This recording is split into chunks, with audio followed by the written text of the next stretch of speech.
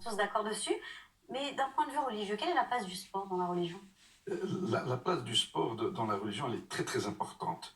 Quelles que soient les religions, moi je suis musulman, l'islam dans le Coran ou dans la prophétie du prophète Mohammed sallallahu alayhi wa sallam, hein, paix et salut soit sur lui, où il dit apprenez à vos enfants, il ne dit pas aux garçons, pour dire les filles non, elles n'ont pas le droit, non, apprenez à vos enfants l'équitation, la natation et le tir à l'arc.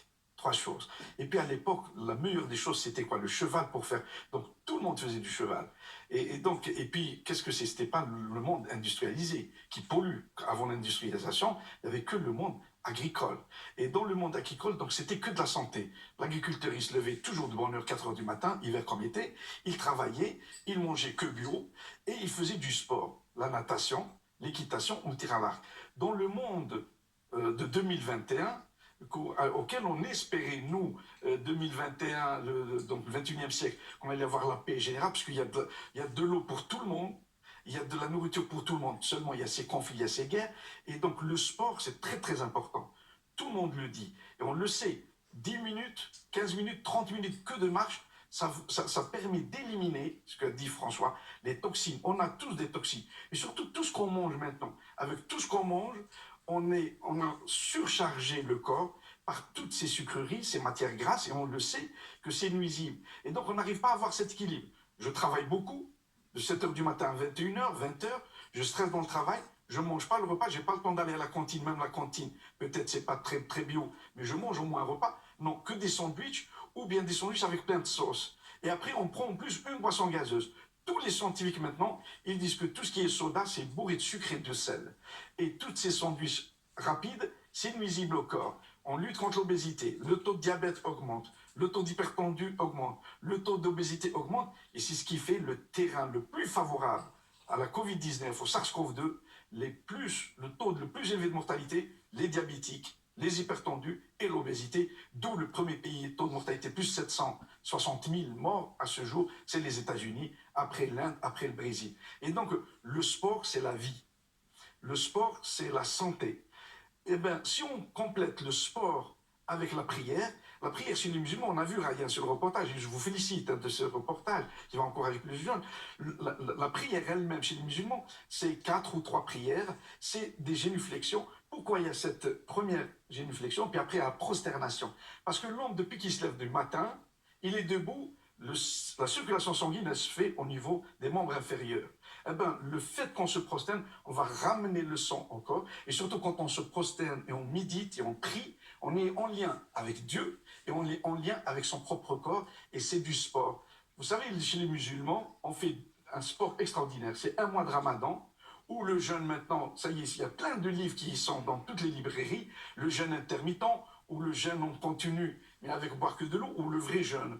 Eh ben, les musulmans, ils profitent un mois par an, où ils jeûnent du lever du soleil jusqu'au coucher, et puis du sport le soir, 1 heure de prière et de méditation. Donc le sport, c'est la vie, le sport, c'est la santé, et on le sait, on a toutes les preuves. Pourquoi? Parce qu'on ramène plus d'oxygène, on élimine les gaz carboniques, et surtout, on libère le corps de toutes ces toxines. Donc j'encourage tout le monde, même les personnes âgées, à faire du sport. Quel est le sport des personnes âgées? C'est surtout faire de la marche en douce. Nous, les jeunes, eh ben, on a tous les moyens de sport, et surtout pour perdre du poids, vous avez les salles de sport à pouvoir s'inscrire, la natation qui est autorisée. Par contre, si je fais du sport et je fume, eh ben, je vais me nuire plus qu'être utile, hein, parce que le sportif, le tabac, il va détruire tous les vaisseaux du sportif, parce que le sportif, il a éliminé tout, il ramène les produits toxiques directement sur les vaisseaux. Donc l'alcool aussi, on le sait que le tabac, chaque année en France, 70 000 morts. L'alcool, 49 500 morts. Et donc, ce corps qui est si béni que Dieu nous a donné, parce que moi, j'y existais pas, je suis né, j'ai une date de naissance, j'ai pas une date de décès, je l'aurai après, je le saurai pas, moi. Et donc, durant cette tranche d'âge, Dieu m'a donné ce corps pour le protéger, pour être utile. Le sourire, c'est du sport. Vous savez, on sourit, quand on rit, on dit qu'on fait un sport du visage. Eh bien, on est ravis. Vous savez que 30% des jeunes sont en dépression à cause de la Covid. Comment on va les sauver? Le sport, la bonne nourriture, le sommeil. François Besson, vous qui intervenez en entreprise, où désormais la course, hein, tout va beaucoup plus vite, on essaie d'être le plus rentable possible, il faut à tout prix trouver le temps de faire un peu de sport, justement, comme vous le disiez, docteur, évacuer toutes ces toxines? Moi, c'est mon histoire personnelle en entreprise qui m'a amené à découvrir de la méditation Racontez-nous. il y a 10 ans. Oui. J'étais un exemple assez bien poli et peaufiné d'un ordinateur fait homme, d'un robot fait homme. Mon modèle, c'était j'appuyais sur ma touche on le matin, j'allais à fond le matin, j'accélérais l'après-midi et je continuais le soir. Et j'étais passionné par mon travail, ce qui est à la fois une chance et peut-être une malchance, parce que ça alimentait aussi ça. Et je pensais pas me préserver, et à chaque fois que je rencontrais une difficulté, je mettais plus d'efforts. Chaque fois que je passais dans un moment peut-être aussi de doute, je ne regardais pas ce doute. Si une peur se présentait, une tristesse se présentait, une colère se présentait, je ne la regardais pas. Moi, je continuais à tracer, avancer. Parfait modèle peut-être Du parfois travailleur des années 2000. Voilà, du travailleur des années 2000. Sauf que ce travailleur-là, s'il déchaîne, quand le vent est trop fort, il va casser. Et moi, j'étais pas capable d'être aux eaux. À un moment donné, j'ai cassé. C'est traduit par un burn-out assez sévère. Ce genre de burn-out, où à un moment donné, il y a plus possibilité d'avancer. Il n'y a plus Alors, qu'à c'est pour vous s'arrêter poser la question, pour est-ce se qu'à l'époque, vous reconstruire. dégagiez du temps pour vous, pour aller faire du sport et évacuer? Très peu, très peu. Les arbitrages que je faisais à l'époque, c'était systématiquement, tiens, qu'est-ce qui va être plus rentable là, maintenant? Donc, ok, un petit peu de temps pour la famille, probablement pas assez. Du temps pour le travail, du temps pour... mais pas suffisamment de temps pour récupérer. Un petit peu de sport pour me défouler, mais pas forcément du sport pour me détendre. Et surtout pas de temps pour me balader en forêt, fermer les yeux, juste contempler.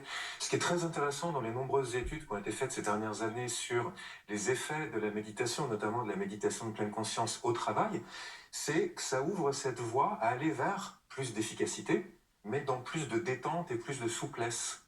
Pas plus d'efficacité en fermant les poings et en allant à fond contre le mur, mais plus d'efficacité en laissant les bras un petit peu ouverts, en sentant le vent, en pouvant plus facilement réorienter les choses, faire des transitions, se retrouver et en général dans ces cas-là accorder un peu plus de temps à ses priorités sans chercher à tout faire, parce qu'à tout faire on s'épuise.